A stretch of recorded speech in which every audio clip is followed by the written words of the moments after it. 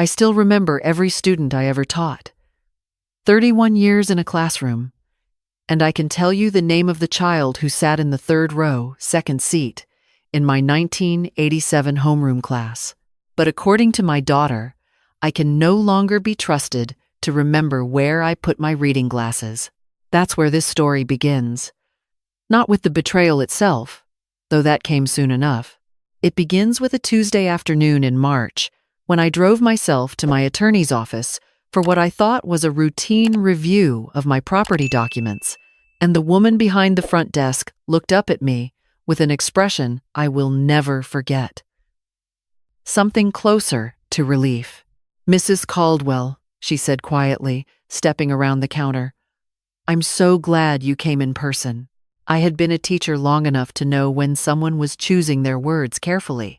I set my purse on the chair beside me and looked at her directly. "Tell me," I said. She told me. My daughter had called the office 4 days earlier. She had identified herself as my healthcare proxy and told the paralegal that I had been showing signs of cognitive decline, forgetting appointments, confusing dates, leaving the stove on. She said the family was concerned. She asked whether there was a way to begin transferring the property deed into a joint name for my protection before things got worse. The paralegal had asked her to come in with documentation. My daughter said she would bring it the following week. I sat down very slowly in that chair. Let me tell you about my daughter. She was born on a Sunday in October, and from the first moment I held her, I thought she was the most extraordinary thing I had ever seen. I raised her alone after her father left when she was 4.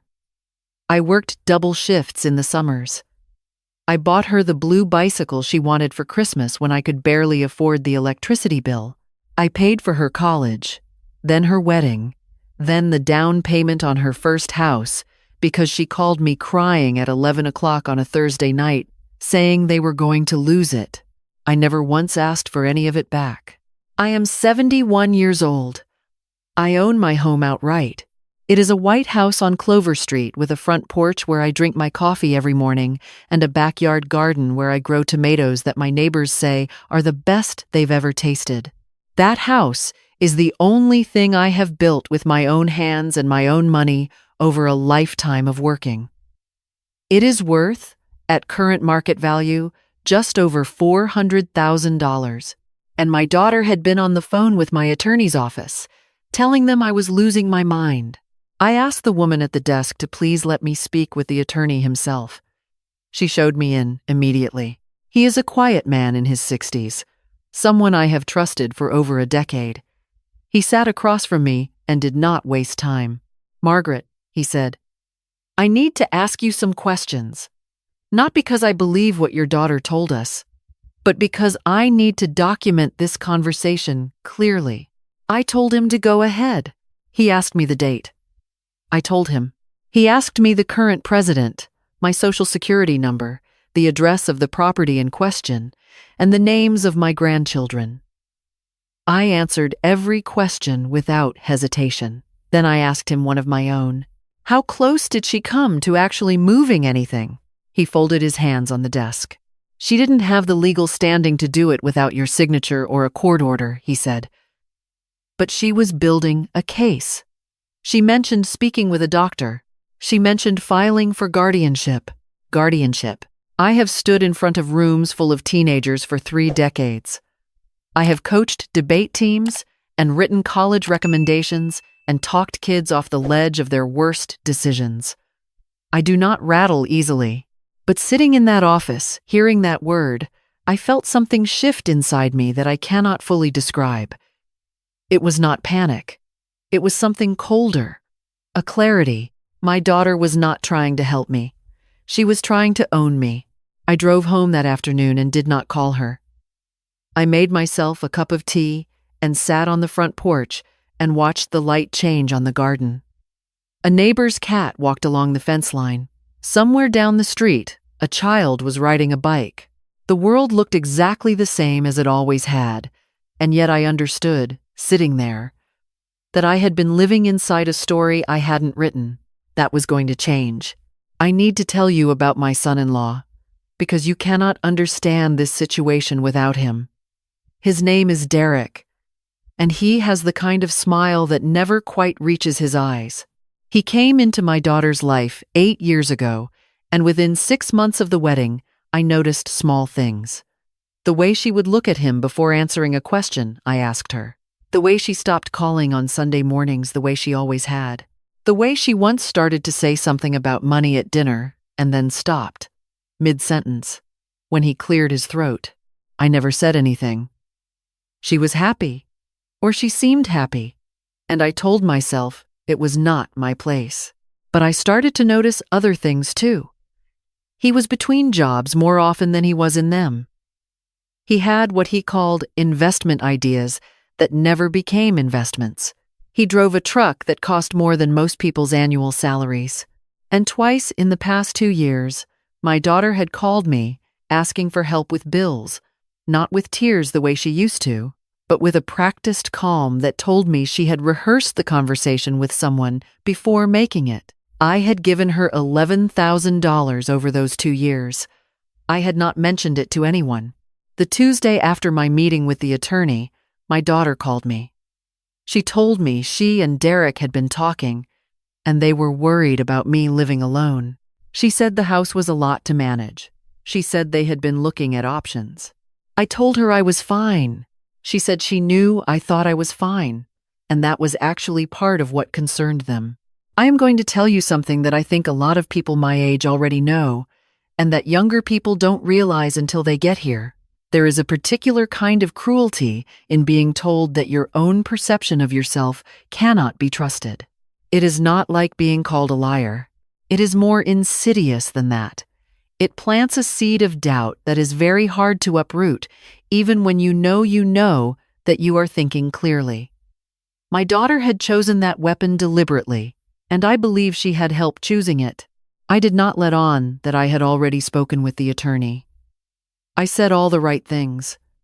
I said I appreciated her concern. I said we should have dinner soon. I said I loved her. Then I hung up the phone and made 2 calls. The first was to my attorney. The second was to my granddaughter, Claire. Claire is 24 years old. She is my son's daughter. My son, who passed away 5 years ago from a heart condition that came out of nowhere and took him in 11 days. Losing him is not something I talk about much. There are some losses you carry quietly because that is the only way to carry them at all. But after he died, Claire and I grew close in the way that grief sometimes makes possible. She drives over on Saturday mornings and we cook breakfast, and she tells me about her week and I tell her about mine. She has never once asked me for money. She has never once made me feel like a problem to be managed. When I called her that Tuesday evening, I told her everything. She was quiet for a long moment. Then she said, "Grandma, what do you need me to do?" I told her to come over on Saturday and to bring her appetite, because we had things to talk about. What followed over the next 3 weeks was the most deliberate, methodical thing I have done since I planned my retirement. My attorney and I revised my estate documents completely. The house would not go to my daughter. It would go to Claire, held in a trust structured so that it could not be contested on the grounds of my cognitive state, because we documented, in writing, with 2 witnesses and a notary, that I was making these decisions freely, with full understanding, while answering questions correctly that most 40-year-olds would stumble over. We also added something else, a clause that my attorney called a no-contest provision. In simple terms, if anyone challenged the will or attempted to claim I had been mentally unfit when I signed it, they would receive nothing at all. Not a dollar. Not a piece of furniture. Nothing. I also called my doctor, my actual doctor, not whatever doctor my daughter had apparently been speaking to, and I scheduled a full cognitive evaluation. I passed it comprehensively. My doctor wrote a letter to that effect, dated and signed, which my attorney added to the file. Then I waited. My daughter called 3 more times over those weeks. She mentioned the house twice. She mentioned a real estate agent she knew who could help me understand the value of the property. She mentioned that some of her friends' parents had moved into communities where they had activities and people to talk to, and didn't I get lonely sometimes? I told her I had plenty to keep me busy, which was true. She mentioned Derek's name less as the weeks went on. I noticed that too. The dinner happened on a Saturday in April. My daughter suggested we go out, but I invited her and Derek to the house instead. I cooked the pot roast she had loved as a child. I made the apple cake with the brown sugar crust. I set the table properly with the cloth napkins I keep for occasions. They arrived 40 minutes late without calling. Derek sat down and looked around the living room, the way someone looks at a property they are trying to assess. My daughter hugged me quickly and said the house smelled wonderful. We sat down and ate, and for a while it was almost ordinary. Almost. About halfway through dinner, Derek set down his fork and leaned back in his chair in the way that men like him do when they are about to say something they have been rehearsing. "Margaret," he said. He has never called me Mom, which always told me something. I think it's time we all talked honestly about the future. I agree, I said. He seemed slightly thrown by that. He had expected resistance, I think. Some version of the old woman digging in her heels. He said they wanted to discuss a family arrangement. He said it made no sense for me to be managing a house this size alone. He said property values in this area were strong right now, and that if I were open to it, selling and splitting the proceeds would give everyone more stability. I asked him what everyone meant. He said me and the family. I asked him to define family. My daughter jumped in then.